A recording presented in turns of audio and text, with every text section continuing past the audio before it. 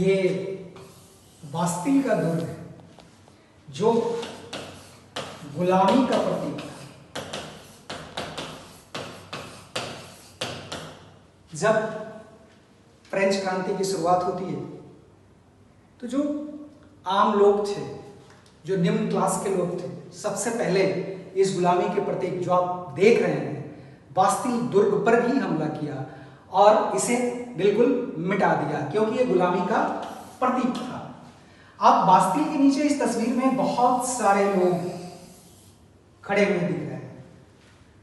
ये कौन थे? फ्रांस के समाज के निम्न तबके के लोग थे और यही क्रांति की शक्ति थी। क्रांति की ये शक्ति थे, लेकिन ये क्रांति की आग इनके दिलों में जगाई किसने? वो मध्यम वर्ग ने जगाई, क्योंकि मध्यम वर्ग ही क्रांति का नेतृत्व करता है और दुनिया में जितनी भी क्रांति सफल हुई है सब मध्यम वर्ग ने ही उसका नेतृत्व किया।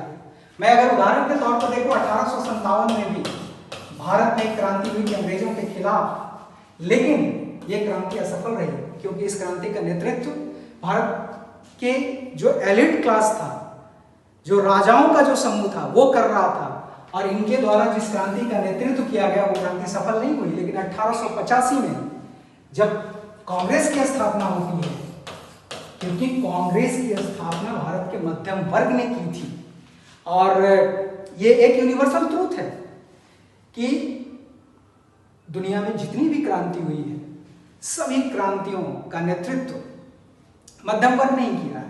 समाज 3 वर्गों में बटा होता है। पहला वर्ग है संपन्न वर्ग, जो सबसे शक्तिशाली होता है। यह पूरी व्यवस्था को अपने अनुकूल बना लेता है, अपने अनुकूल इस सभ्यता का उसने विकास किया, इसलिए वो कभी बदलाव नहीं चाहता है। समाज का जो निम्न वर्ग है, जो लोअर क्लास कहलाता है, ये अपनी रोजी रोटी के आपाधापी में ही जीवन गुजर जाता है और कभी भी बदलाव के बारे में नहीं सोच पाता है। लेकिन जो मध्यम वर्ग होता है ये बहुत महत्वाकांक्षी होता है। ये वर्ग ही हमेशा क्रांति और बदलाव का नेतृत्व करता है और जब जब मध्यम वर्ग ने क्रांति का नेतृत्व किया है वो क्रांति सफल भी हुई है।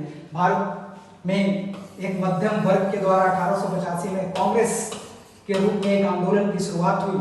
भले ही समय लगा, कई चरणों में यह आंदोलन चले, अंततः 1947 में भारत कांग्रेस के नेतृत्व में ही आजाद हुआ। इसलिए मध्यम वर्ग ही हमेशा बदलाव का नेतृत्व करता है।